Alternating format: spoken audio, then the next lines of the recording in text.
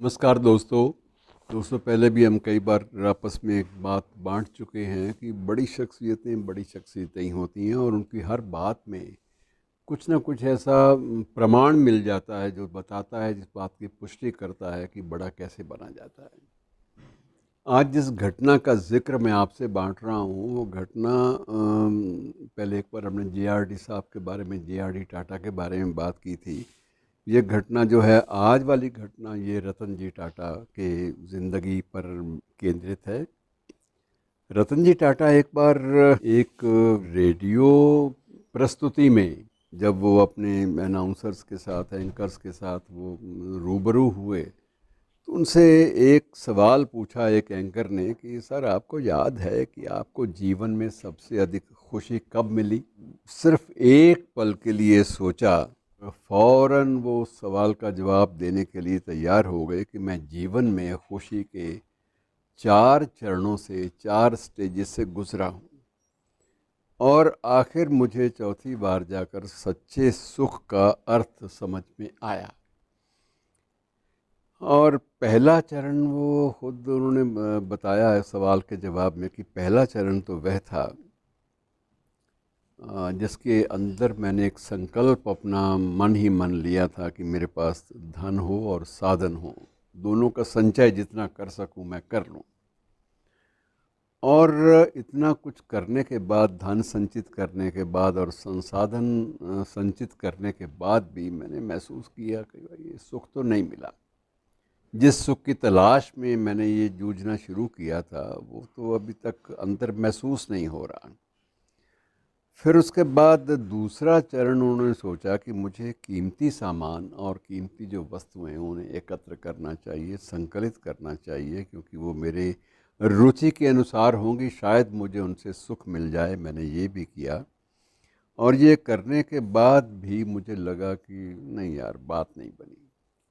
कहीं ना कहीं अभी भी कोई अधूरापन है जो मुझे अभी तक साल रहा है, अभी तक वो थोड़ा सा कचोट रहा है। और वो इस बात की भी कचोट थी कि इन चीज़ों का जो असर है वो अस्थाई होता है, ये असर थोड़ी देर का होता है और कोई भी कीमती चीज़ हो उसकी चमक ज़्यादा देर रहती नहीं है। ये एक यूनिवर्सल सत्य है, तथ्य है, ये एक सार्वजनिक तथ्य है, सार्वकालिक तथ्य है और विश्व भर में लोग इस तथ्य से सहमत पाए जाते हैं।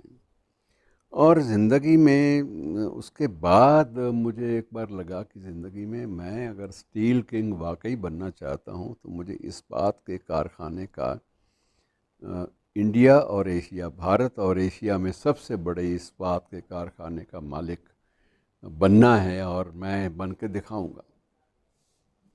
वो भी बन गया मैं, लेकिन मुझे संतुष्टि नहीं मिली। बड़ा मुसीबत कि ये मन में आया कि अभी तक वो मामला जिसकी मैं तलाश में हूँ वो पूरा नहीं हो रहा।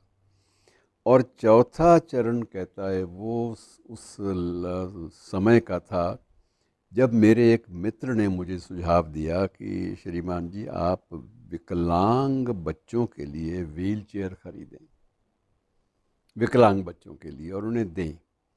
और मैंने पूछा कि कितने बच्चों के लिए आप ये मुझसे ख़रीदवाना चाहते हैं, तो उसका उत्तर था मित्र का कि कम से कम 200 बच्चे तो होंगे जहाँ की मैं आपको ले जाना चाहता हूँ।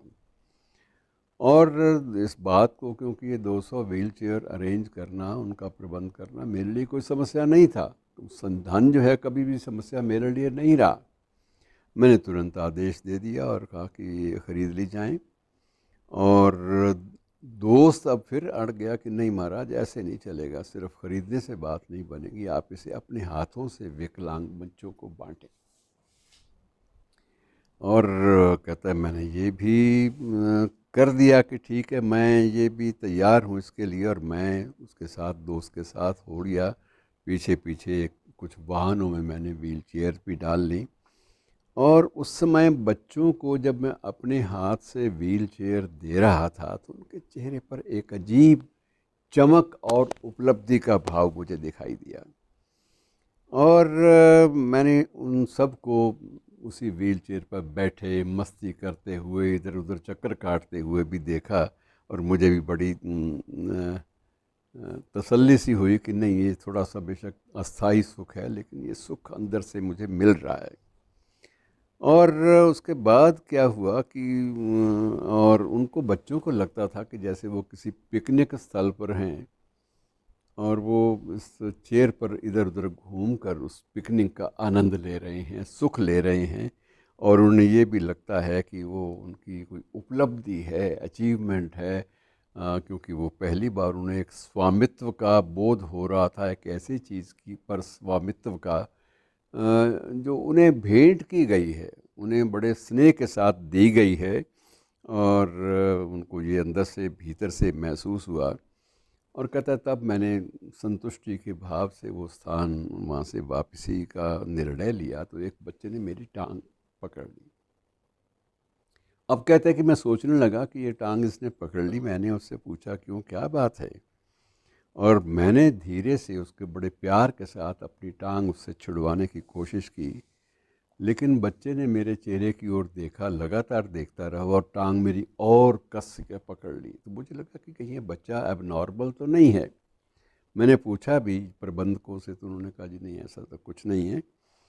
और जब मैंने देखा कि उसने कस के पकड़ लिया है, तो मैं धीरे से नीचे झुका और बच्चे से पूछा कि तुम्हें कुछ और चाहिए क्या? तो बच्चे ने मुझे जवाब दिया, जिस जवाब जो उसने दिया उसने मुझे भीतर तक झकझोर दिया और ज़िंदगी के बारे में जो मेरा नज़रिया था, मेरा दृष्टिकोण था, उसको भी नए सिरे से बदल दिया। बच्चे ने कहा कि मैं आपको इसलिए गौर से देख रहा हूँ कि मैं आपका चेहरा याद रखना चाहता हूँ।